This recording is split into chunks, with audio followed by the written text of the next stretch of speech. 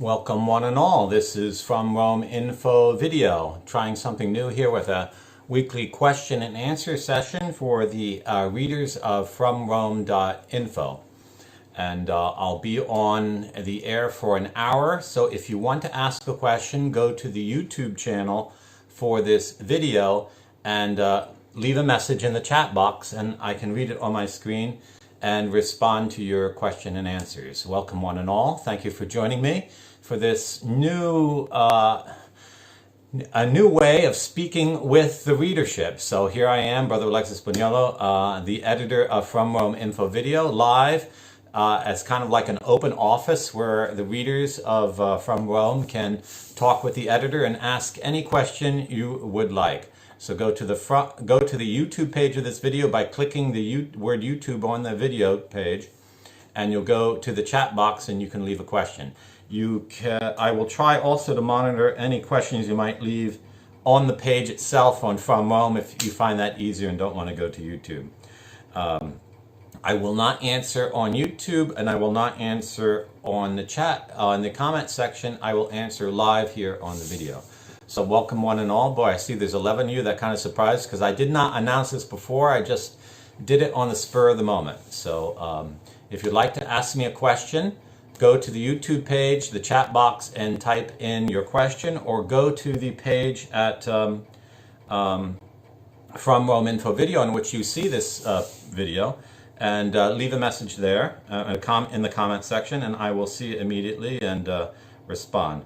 Although the most immediate will be on YouTube because I have an app that gives me that live. So thank you one and all for reading From Rome.Info video. I appreciate it very much.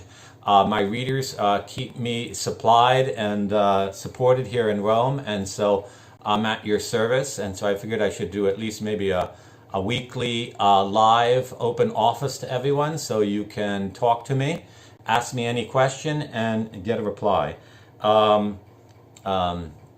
So go right ahead and ask away any question you might have. And that way we can... because you probably have questions you'd like to ask, but never had the opportunities. So, Michael Zumega asks, will Vatican II be modified or made null?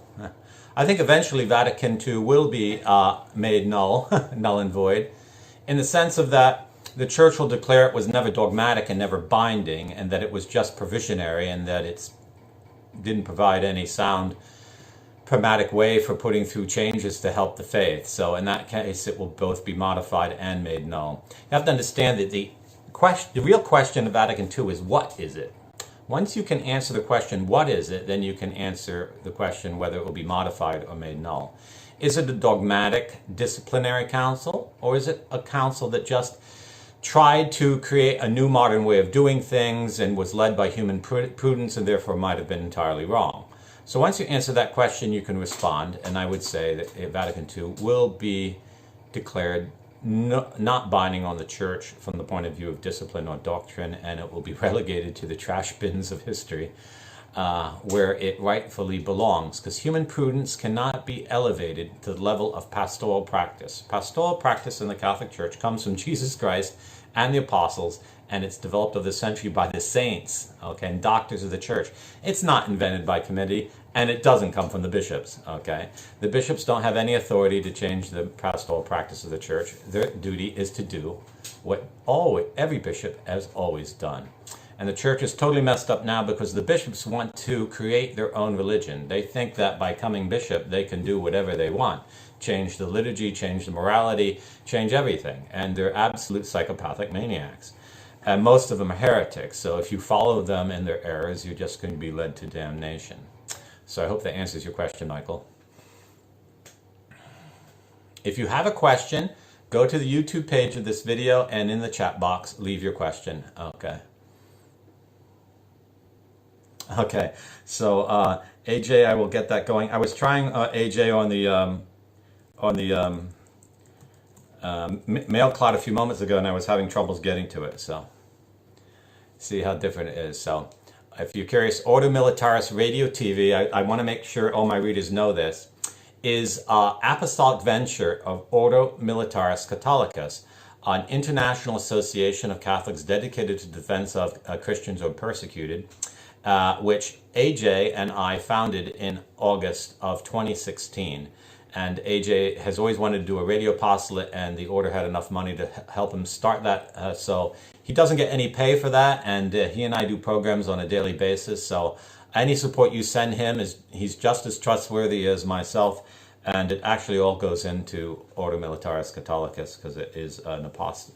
It is which is helping him financially, but neither he gets a salary nor I get a salary, but the money is processed through Ordo Militaris. So I encourage you to support it. There's only one pledge over there at $20 a month, and the expenses are much higher than that. So if you appreciate the programs that AJ and I are producing over there on Ordo Militaris Radio TV, please go over there and on any page of any show at the bottom of the page, make a one-time or recurring pledge to support us. So as you can see, if you're a reader of FromRome.Info, since Ordo Militaris Radio TV began, I'm doing basically a 2-hour program every day with AJ, and I am publishing them at FromRome.Info. So even FromRome.Info is my personal apostolate, which I'm doing as a member of Ordo Militaris Catholicus. And that's why Ordo Militaris Radio TV is serving kind of like a radio and TV production unit for Ordo Militaris, for FromRome.Info. And I'm promoting all the programs over there, since we're slightly different focus. Ordo Militaris Radio TV is about educating Catholics in all kinds of topics, but especially letting them know how necessary it is to defend Catholics. Whereas FromRome.Info is an apostolate I do here from this eternal city about problems in the Church, defending Pope Benedict's right to be recognized as Pope, and keeping you informed about issues in Italy, and both English and Italian. Se qualcuno che arriva qui parla italiano si può chiedere una domanda anche in italiano, perché posso rispondere anche in italiano. And so in a few moments I'll publish this article, the recent show I did with AJ this afternoon on the Catholic Rising of the Vendée. An excellent, we had an excellent talk, and there's lots of information in it. And I encourage you all to watch the show on YouTube or listen to the radio program. And you can find that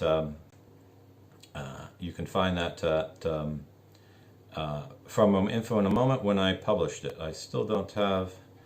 In a second, I'll have the video there. So if anyone else has a question, go ahead and ask. Don't worry about me if you see me working here at my desk.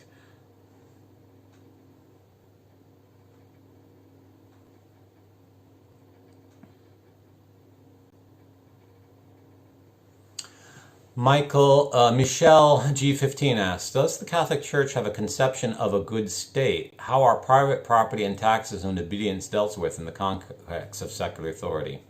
Okay, so yes, Michelle. The Catholic concept of a good state is a state that's obedient to God. If we look in the Old Testament, we'd see that when the Jews wanted their own government, they decided to choose a king, and God was offended, saying, I am your king, but if you want a king, I'll grant you a king. And the problem that is posed in the Old Testament is that for a state to remain faithful to God, it must be constitutionally designed to worship the true God and to be obedient to Him in all its laws and organs.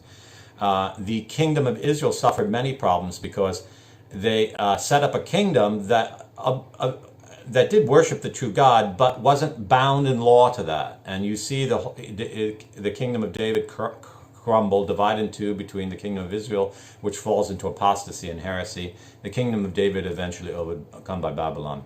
So throughout the ages, Catholic thinkers and Catholic saints have always said a good state must recognize the true faith, must obey the true religion, and its laws it must uphold and defend the truths revealed by God. God recognizes the existence of private property that is a natural right. God in giving the land of the Holy Land to Abraham and his descendants is saying that he approves of private property. Okay, taxes, we see that King David levied taxes and Solomon levied taxes, but excessive taxation caused the schism of the kingdom of Israel. So we see in the history of the Old Testament that taxes have to be kept within a certain restriction. In fact, In ancient times, only foreigners were taxed.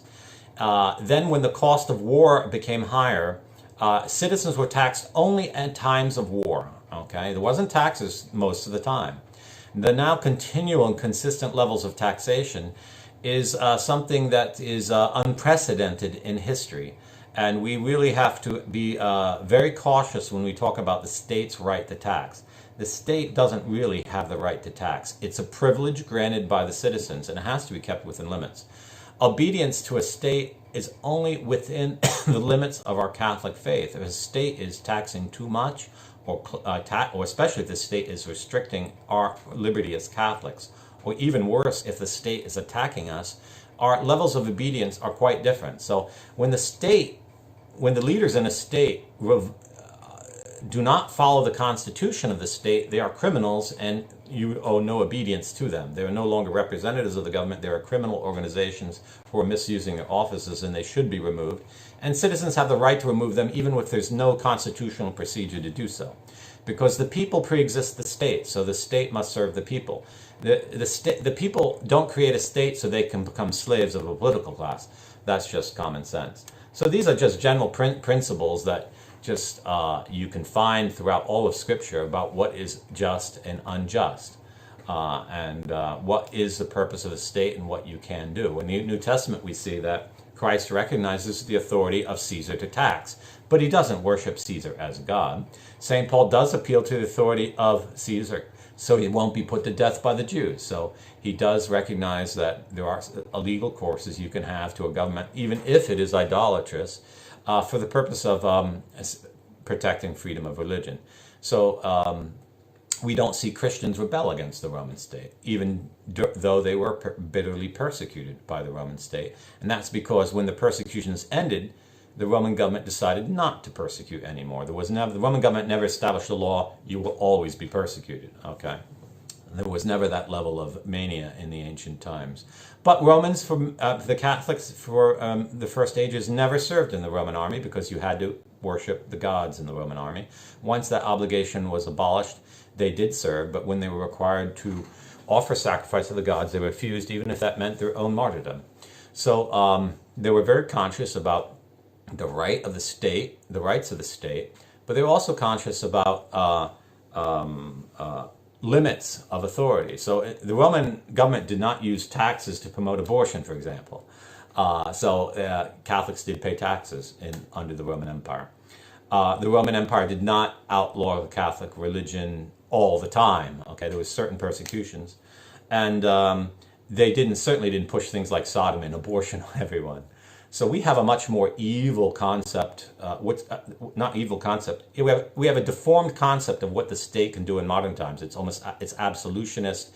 It is far beyond what even the Roman Empire felt. And you have a right to resist injustice. You do not have the obligation to obey an unjust law or an unjust government. This is common sense. Even in the amount of taxation, once the government starts approving of things like gay marriage and abortion, you're not obliged anymore in strict justice to pay all your taxes. You can withhold the taxes that can be withheld without causing you to get arrested, you know. If you run a business, you don't have to admit the existence of every transaction. That is not unjust because the government is using your money for unjust purposes. So they no longer have an absolute title to receive taxation from you. So there's a limit in all these things, and one could speak hours and hours about it, but a lot of it is common sense. Most of it's found in Scripture. But the communist, the socialist, the Nazi, the Masonic views of the state, every Catholic should reject that. And any government that requires that kind of recognition of that kind of state as being just and honest is being unjust, and you're not obliged to accept that. Tolerating it is one thing. Okay, you might be born into an unjust government, an unjust system.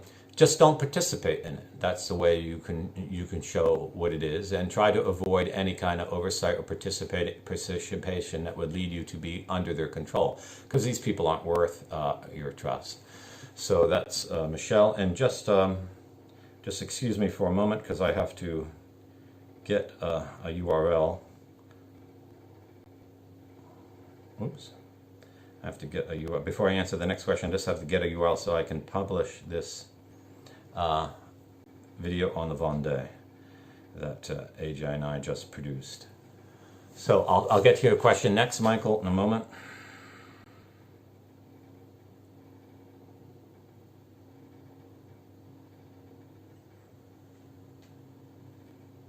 Welcome to Order Militaris Radio TV.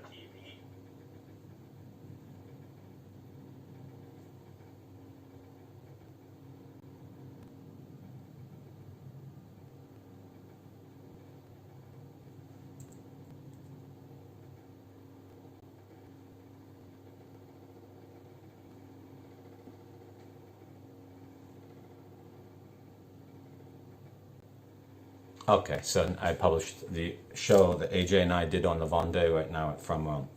Okay, your question, Michael.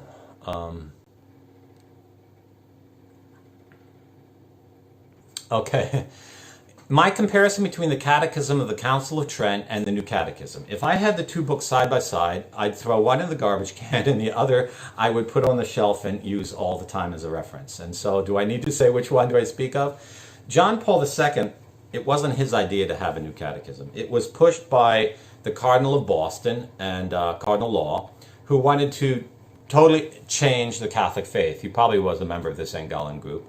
And when John Paul said, go ahead and draw up a rough copy and submit it to Cardinal Ratzinger, when Ratzinger saw it, he threw it in the garbage.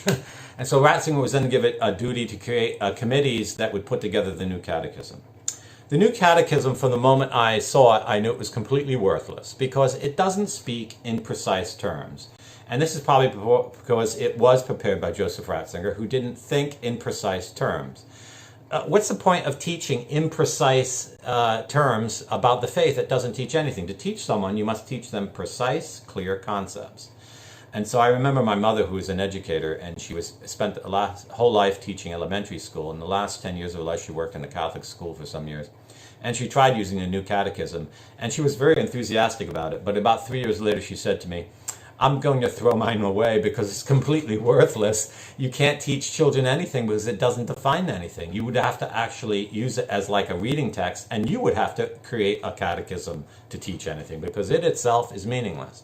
So don't waste your time reading the New Catechism, and the fact that Bugnolo changed it shouldn't really shock you much. It had errors in it from the beginning.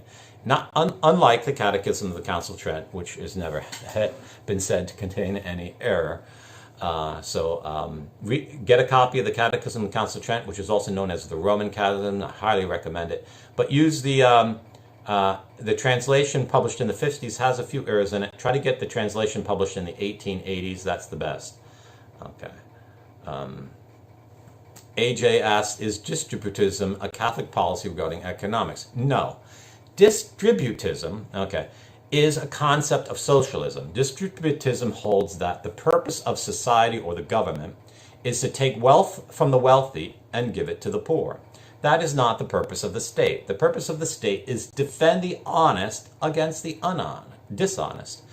It is up to everyone to do with their property what they want to do with it. Obviously, Christ encourages us to practice charity for the poor. But that is a personal duty or a mission of the church. It is not a duty of the state. As a matter of fact, where money flows, corruption follows. So if the state starts distributing assets, which is in itself unjust, it's going to become corrupt because people will enter government for the control of that money. Distributism was an idea promoted by the Fabian socialists in England who tried to introduce socialism into Christianity. And one of the big promoters of socialism was G.K. Chesterton. He was a socialist before he became a Catholic.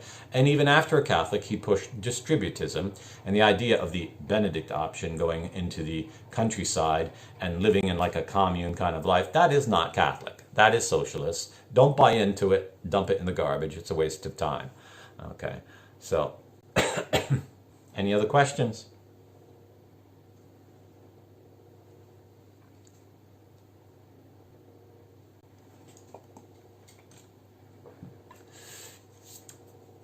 Qualche domanda, se qualcuno è italiano posso rispondere anche in italiano. Non so pas français e non hablo espagnol.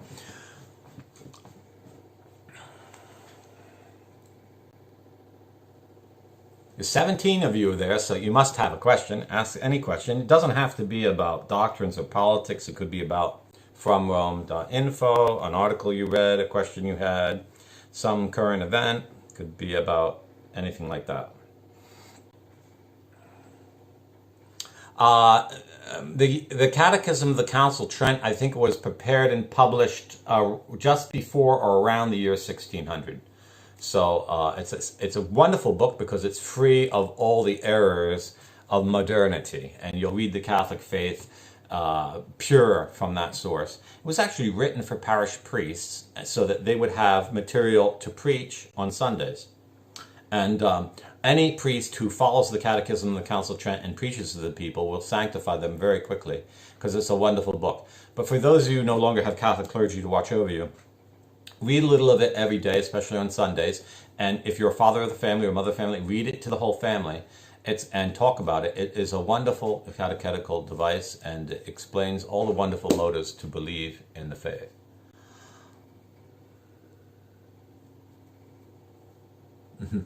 That's true, AJ. So on Only Militaris Radio TV, we're beginning to run into a bit of censorship. Yesterday we did one on Margaret Sanger, and that one was held up for 12 hours at Mixcloud. So today, while we were doing the one on the Catholic Rising of the Vendée, the company that distributes a live radio turned off the signal during the show.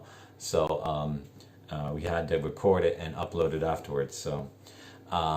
This is hopefully, see, if we had some big supporters at Ordo Militaris Radio TV, we'd get a very fast server and put all our video and audio on that.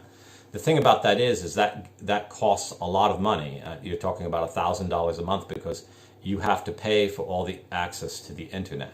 So we're still using things like YouTube and Mixcloud because they're free services, but that's subject to censorship. We're not going to censor ourselves. We'll just wait for being kicked off. So. But you'll hear some very unusual programming at Ordo Militaris Radio TV. We're independent, so we'll talk the sincere, frank truth about anything. So if you just go to Ordo Militaris Radio TV and just with your cell phone or with your tablet or your computer, you can hear the radio play 24 hours a day. It's a wonderful thing. You don't have to stand there. You can cook in your kitchen. You can work at your desk. If you have headphones on, you could be mowing the lawn and getting a lot of good Catholic programming. And AJ has wonderful, interesting questions and programs, and I try to answer all of his questions, sometimes good and sometimes not so well. And he makes some very good sound comments too. So I highly recommend Ordo Militaris Radio TV. Michael Zumega, I am not a scholar in Robert Bellarmine to answer your question.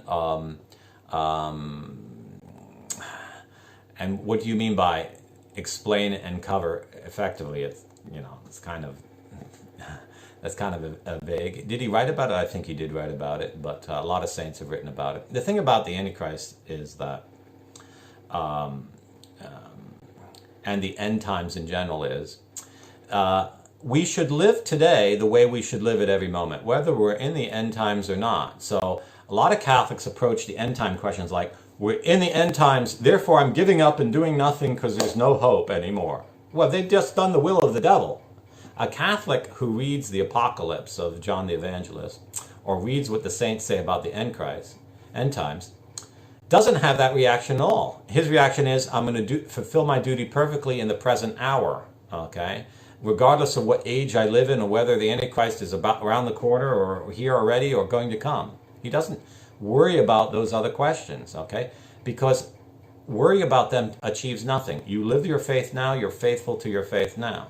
So instead of worrying whether the Antichrist is coming or not, you should be seeing that your parish remains open and has the Catholic faith and that Pope Benedict is celebrated in the canon instead of worrying about the Antichrist, okay? Because otherwise you're just being deluded by the devil and distracted from your duty as a Catholic.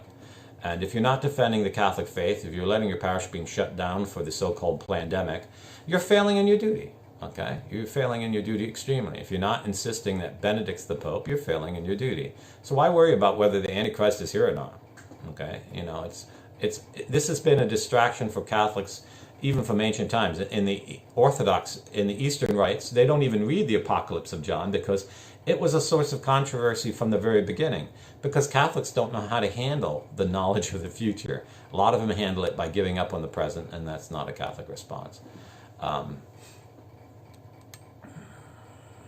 Pace bene Daniela, se volete fare una domanda in inglese si può fare una domanda in italiano, si può fare una domanda in italiano. Queste è domande e risposte con me come direttore della redazione di FromRome.Info.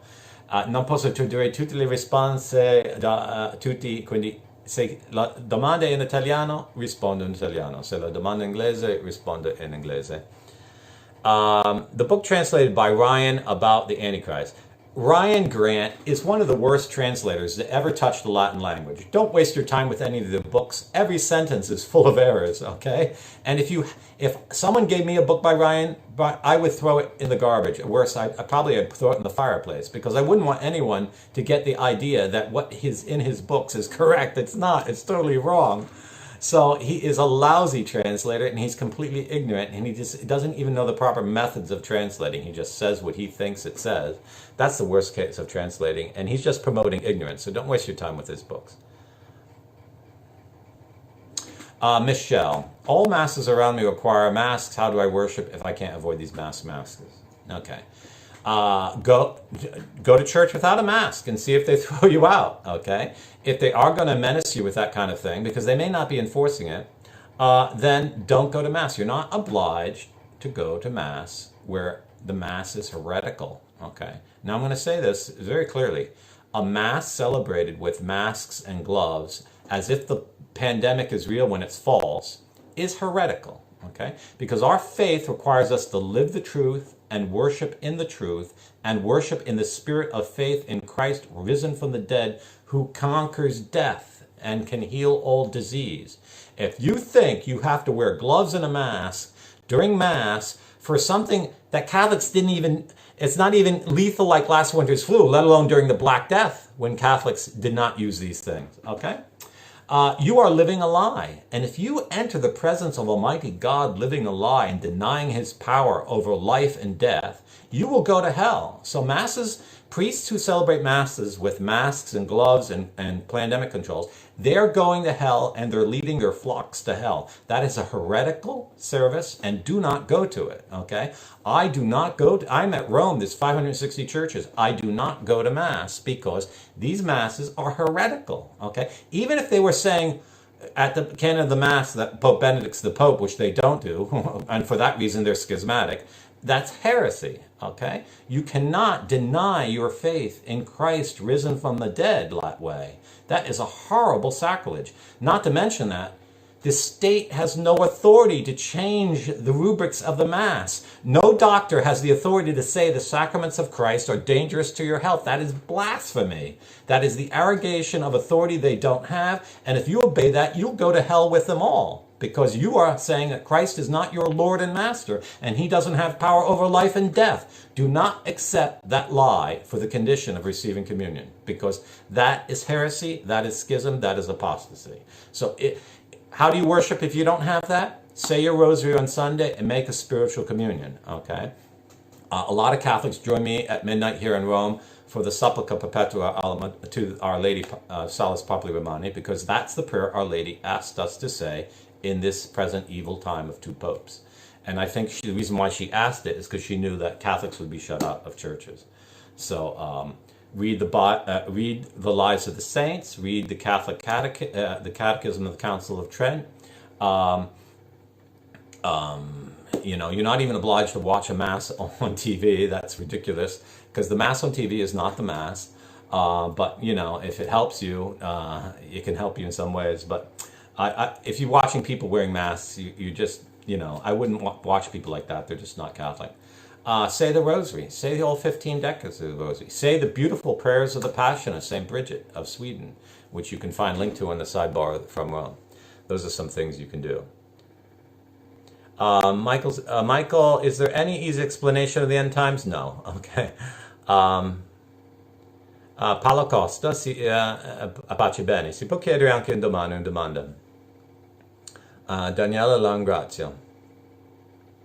John, that is a real shame. How can he say the Tridentine Mass and wear a mask? Why did he become a priest in the FSPS? Because he didn't want to say the New Order rubrics. And now he's changing the rubrics by wearing a mask. You know, you should talk to the guy and say, you know, are you out of your mind? You're sinning against your vocation. And you're disgracing your own society of priests.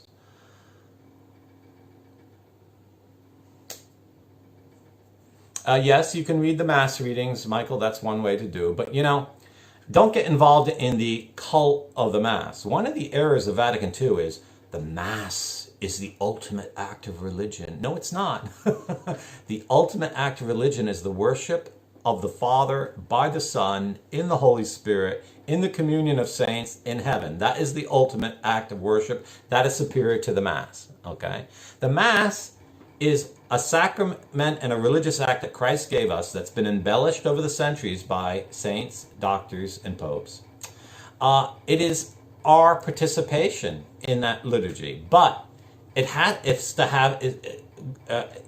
only has efficacy when it's 100% Catholic, in communion with the true Pope, done by clergy who are real clergy, done with the sacraments done in a valid manner, and when there's no occasions of grave sin at it, okay, and when you're really there, okay, watching it on television, reading the liturgy, or reading the parts of the Mass for today, although you're not present, that's not the Mass, okay, and you're not obliged to that. So don't get into thinking that reading the readings of Mass today is superior to the Rosary. It's not. Saying the Rosary when you can't get the Mass is superior to reading the lectionary about what that Mass is that day. It's superior. Because when I open up a missalette and read the readings for today's Mass, I'm reading parts of Scripture. But when I'm saying the Rosary, I am praying a prayer revealed by Our Lady that has been proven the salvation of millions of souls. Reading from your missalette has never been, no saint has appeared from heaven and said, read your missalette. They never said that, because that is not an act of religion. Okay? It's not. It's just at most it's holy reading. But if you got Lectio Divina. But that is a good preparation for prayer, but that is not prayer, and therefore it is not an act of religion. Okay?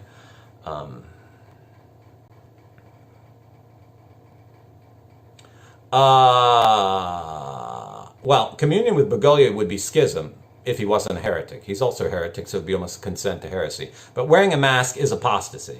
So, Paolo, wearing the mask is worse. Is worse.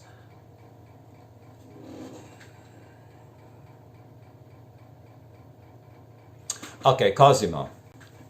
Il suo argomento è fondato da due cose. Che il Santissimo Sacramento è ovviamente Gesù Cristo se stesso, ma la messa non è l'occasione unica per ricevere il sacramento. Quindi, se lei va alla casa canonica fuori il tempo di messa e chiede il sacerdote per ricevere comunione, lei ha diritto a riceverlo fuori la messa. In quell'occasione non c'è nessuna menzione di Bugnolo, quindi se lei ha bisogno del Santissimo Sacramento, riceverlo. Ma voglio specificare che il Santissimo Sacramento di Gesù non è, riceverlo ogni giorno o ogni domenica, non è necessario alla salvezza. Ricevere una volta in vita è necessario alla salvezza. Ci sono santi che sono stati in luoghi sperduti tutta la loro vita, hanno ricevuto comunione qualche volta nella loro vita e sono salvati. Quindi la pazzia che io devo ricevere comunione ogni giorno, ogni domenica, non è una dottrina cristiana, è una ossessione della mente. Perché possiamo adorare Gesù e stare in comunione con Gesù in molti diversi cose, non soltanto quando riceve il Santissimo Sacramento. C'è una cosa che si chiama comunione spirituale, che i santi dicono che 12 comunioni spirituali vale come riceve il Santissimo Sacramento. Io direi anche uno atto di comunione spirituale vale come riceve il Santissimo Sacramento. Perché? Perché quando il cuore è aperto a Dio viene la grazia. Se fate voi la volontà di Dio nella vostra vita, ricevete la comunione di Dio, perché Lui, il Spirito Santo, Dio Padre e Figlio, abitano in voi. Quindi la comunione è per spingerci a aprire il cuore e fare questi atti di amore. Ma se abbiamo la capacità di fare questi atti fuori la messa, fuori comunione, possiamo ricevere la stessa grazia, perché la nostra religione non è sacramentale. La nostra religione è divina, cioè è l'adorazione di Dio in cielo che è la nostra religione. I sacramenti sono strumenti, ok? Non sono, la religione non consiste nel Santissimo Sacramento, la religione consiste in adorare chi è nel Santissimo Sacramento e possiamo adorare Gesù in qualsiasi parte del mondo a qualsiasi momento, perché Lui è Dio, ok? E dobbiamo adorarlo ovunque e sempre. Quindi non è proprio necessario ci mettiamo in pericolo di schisma, eresia, morte, apostasia, perché abbiamo bisogno di ricevere il Santissimo Sacramento. Evitare il peccato mortale e così si rimane nella grazia che avete ricevuto l'ultima volta che avete ricevuto il Santissimo Sacramento. Questa è la vera religione. Parking lot masses. If they're without masks, there's nothing wrong with a parking lot mass because there's nothing wrong about having the mass out in public, okay?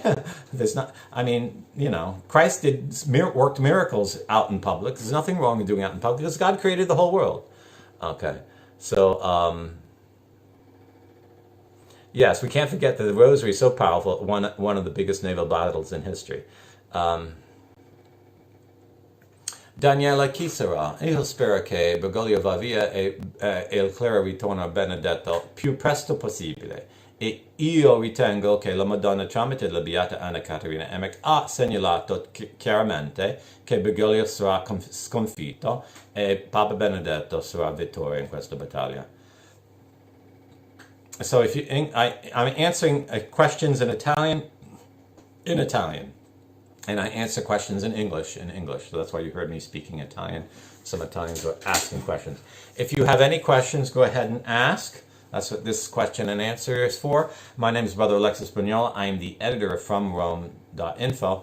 And if you want to participate live in this discussion, you must move the time control of your video to the furthest point in the future. Otherwise, you're going to watch the recorded version of this video.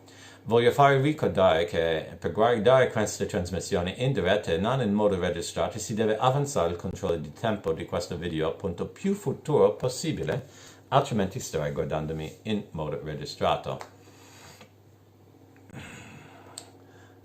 Prego, Cosmo. E Cosmo, non c'è stato un incontro ieri notte, quindi per questo motivo. Forse farò di nuovo in lunedì.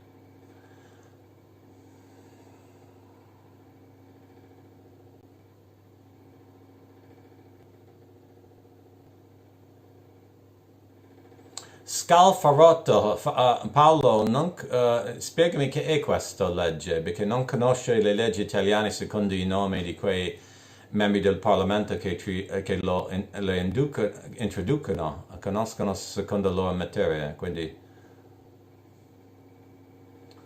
if you have a question, go to the chat page of YouTube and leave a message, so that way I can read your chat and respond.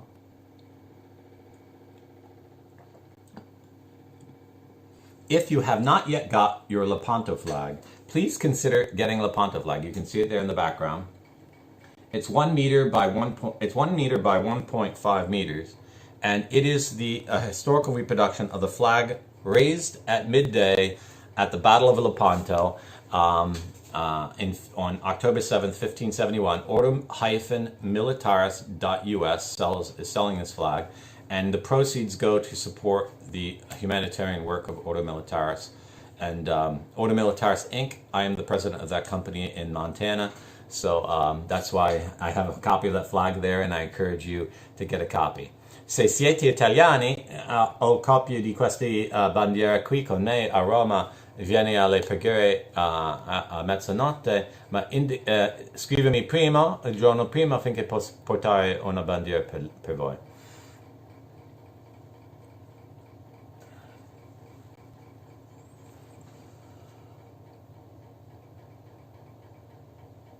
Quindi Paolo, spiegami che è la legge Scalfarotto, e così posso rispondere.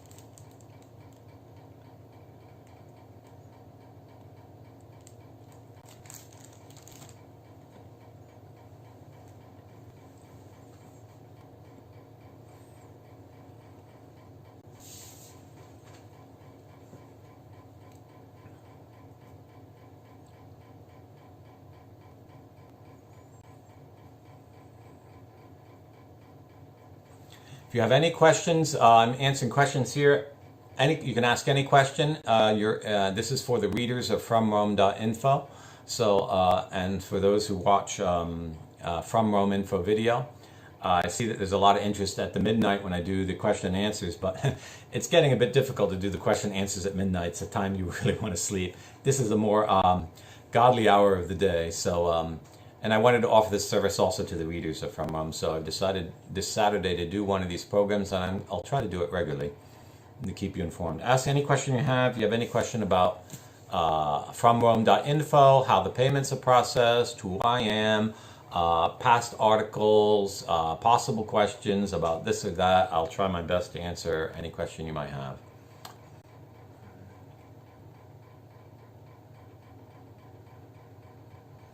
Maria, Bergoglio non è un uomo di fede, quindi le sue mancanze non neanche ne pensano più, perché è come qualcuno, è come Putin, penso io di Putin, di Macron, o del re di Arabia Saudita, no, perché non sono cattolici, quindi è un oltraggio che hanno trasformato in una moschea, ma già è oltraggio che non è chiesa cristiana, quindi ok. Quindi Orso, questa legge contro omotransfobia è proprio una dittatura, è una prova di fare Italia una dittatura gay. Quindi dobbiamo opporre questa legge e dobbiamo fare una rivoluzione con fucile e forza e violenza che fanno questa legge. Se Mattarella ferma questa legge, non c'è più una Repubblica Italiana, è un'Unione Sovietica gay e tutti gli italiani devono ribellare, non pagare più i tassi, non obbedire più alle leggi e ribellare e prendere controllo dei comuni, delle regioni, delle province e del governo, perché non avete più obbligo di obbedienza a un governo che fa una dittatura di quel tipo. Questa è la verità della legge di Scalfarotto, ma preghiamo che almeno qualche sanità rimane al Senato e che questa legge non va avanti. Ma dobbiamo pregare per la caduta di questo governo, perché questo governo è nemico del popolo italiano e sta progettando il genocidio del popolo italiano. Dovete capire che come razza il popolo italiano è uno dei più odiati dai massoni, perché vogliono stabilire il trono dell'anticristo a Roma, ma sanno che quel trono non può essere mai stabile se il popolo italiano rimane. Devono distruggere il popolo italiano, che è una terra di santi e di uomini di grande carattere. Quindi, per questo motivo, il governo di Conte progetta la nostra distruzione. E questo è il trucco di farlo, questa legge.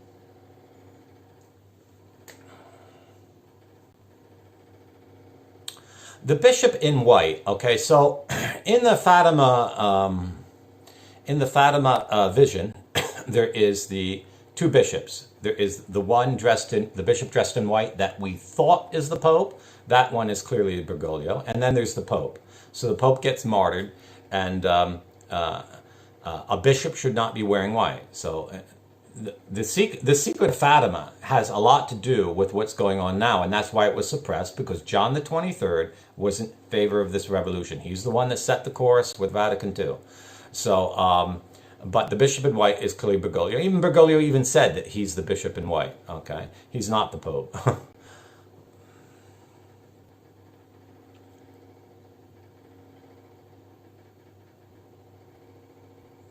Yes, we didn't discuss that in the Fatima video because the Fatima video was about the things of heaven. It wasn't about controversies afterwards, which really have little importance. You should be living Fatima, okay? You should be living those prayers. You should be praying those prayers. Worrying about who's the bishop white and who's not the bishop in white, you know, if you're not living the consecration to the Immaculate Heart and not praying those prayers, it's in vain you worry about who's the bishop in white, because you're not obeying Our Lady. So you're in communion with the false Pope.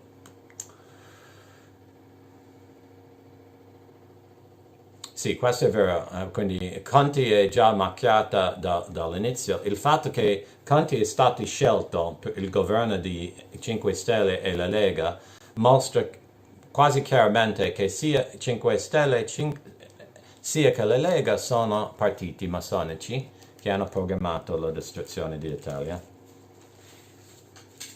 In questo motivo abbiamo bisogno di un partito veramente cattolico, quindi voi italiani vi raccomando di sottoscrivere nel partito Italia per Italiani che io e altri cattolici ho recentemente fondato e c'è molto di fare, c'è pochi italiani che diffondono notizie di questo partito, è vostro dovere, io non posso fare tutto, ma adesso il sito italiaperitaliani.it è bellissimo con il suo italiano, quindi mette qui l'indirizzo.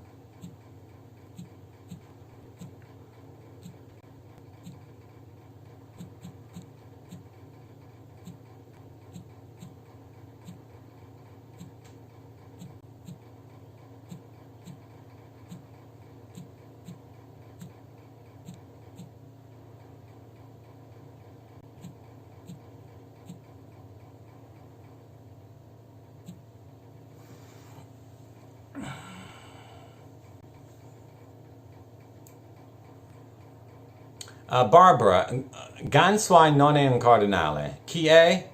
Chissà, è tedesco, è stato segretario di Papa Benedetto, ma anche Vigano pensa che lui ha tradito Papa Benedetto. Io credo che è molto probabile che Ganswein è stato membro del gruppo di San Gallen dall'inizio, è stato incaricato di controllare Papa Benedetto dall'inizio.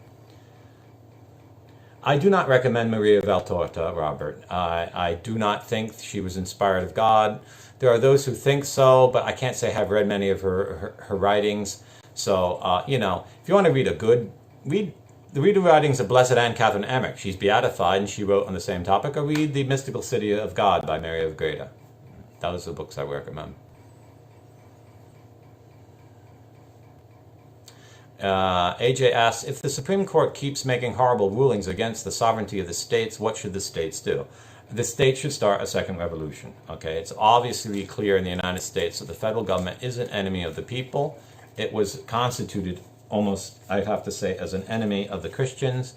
It's spent 200 years destroying the nation, and the states need to take back their rights. They first have to reestablish their state militia, and then they have to keep citing the 10th Amendment and saying, no, you don't have that authority. And they need to redirect the income tax to pay their state governments and stop sending it to Washington. That would be the way to end the corruption in Washington, because without money, the leeches and the rats will flee the ship.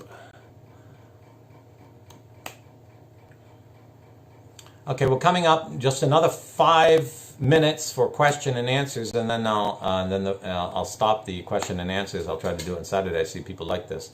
But so if you have any question and answers, answer it now. Un altro 6 minuti per domande e risposte se avete un domanda chiedermi, perché il programma sta per finire. If you have any other question and answers, ask.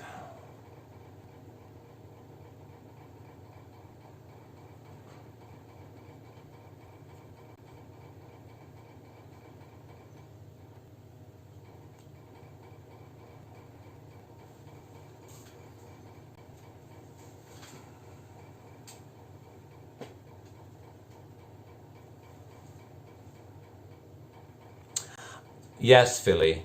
The way to fight against despair is read the Gospels and read about Christ's resurrection from the dead. Because he rose from the dead, he created a new world and gave us hope. Hope that triumphs over death, hope that triumphs over all darkness, all error, all vice, and all sin. All we have to do is run to Jesus, believe in him, and live in the light and grace of his resurrection. And that is the solution to all despair, because he has won the victory, and he shall give us all victory in the end of time. And if we hold fast to him, we shall always be victorious. The Christian who believes in Christ risen from the dead and holds fast to all his teachings and is faithful in observing the 10 Commandments and his obligations of state, will never die. He will live forever. Even if his enemies kill him, he will live forever. So he's immortal, and with that hope of living forever with Jesus and Mary in heaven and with all the saints, what reason do we have to despair? What reason do we have to be sad? None whatsoever. We should rejoice every day. So that's my answer to your question, Phyllis. Michael, will we see the end of abortion in America? When we have a Christian party. Padre Pio said America will convert to the Catholic faith, and maybe that will be the time. Who knows? Barbara, perché ho deciso di essere eremita? Sono seguace di San Francesco e sono ex membro dei Frati Francescani dell'Immacolata in quella comunità, visto che non stanno osservando la regola di San Francesco, secondo i decreti papali, e quindi ho deciso di separarmi e vivere così, perché mi ho detto, ho soltanto una vita da vivere, non voglio vivere una vita francescana finta, falsificata o mitigata, voglio vivere la vera vita di San Francesco. Quindi in 1996, il 6 di agosto, sono separato dai frati francescani dell'Immacolata e ho cominciato a vivere la mia vita francescana da solo come eremita. Anche se per tanti anni non avevo la capacità di vivere da solo in solitudine e dedicarmi alla preghiera. Sono i benefattori di FromRome.Info video che mi aiutano a vivere così qui a Roma e sono molto grato a tutti loro.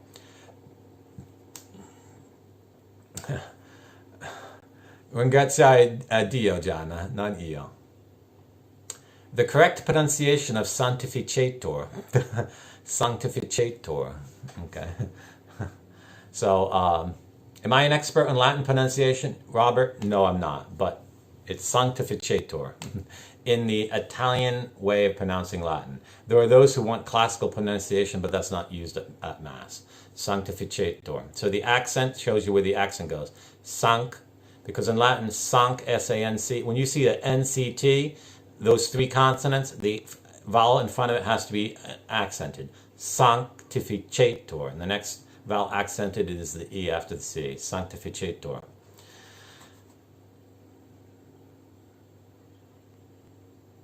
Okay.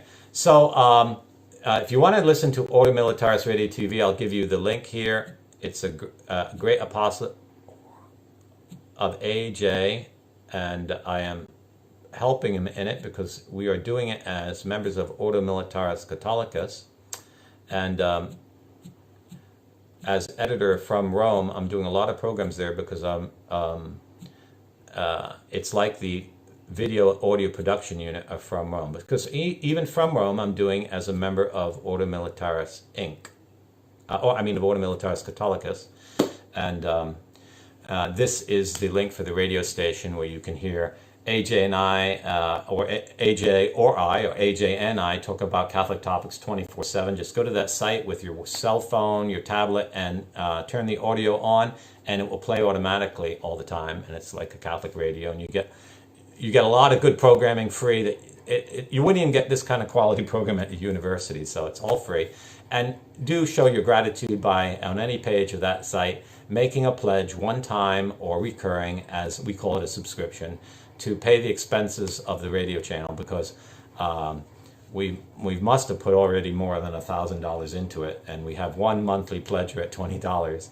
So a long way to go. We're not doing it to raise money, but if we can raise money for helping persecuted Christians, that would be great. And neither AJ nor I take a salary. So we're not like other internet apostles who are, give me money, so I can buy a 6-bedroom house for my 8-kid family. No, we do an apostolate. He's not married, I'm not married, we don't have children. It all goes back to defending Christians. So I encourage you to support Ordo Militaris Radio TV.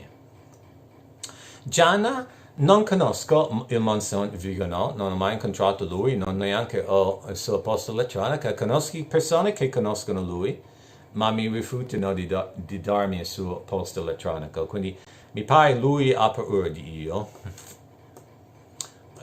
Presidente Trump ha distrutto la nazione degli Stati Uniti e poi ha dato $1,8 miliardi a Bill Gates. Quindi Come si può pagare per Presidente Trump? Non so, ma forse vigono anche far parte del globalismo. Non so come si può scrivere la sua approvazione di Presidente Trump. Mi dispiace di dirlo. Kathy, there's been absolutely no news. The silence is so much that people won't that people begin to doubt he returned. I know of one journalist who actually claims to have spoken, I think, to Ganswein, and I had a journalist friend at Rome ask him to substantiate how he knows that. Is he just making this up, or does he actually speak to Ganswein? He wouldn't answer the question. So I think we've seen the last of Pope Benedict, and I think we've heard the last. Any statements coming out will all be written by Bugnolo or his friends. And I don't even know if there'll be a funeral of him, but it will be very low-key because Bugnolo's ego cannot stand it.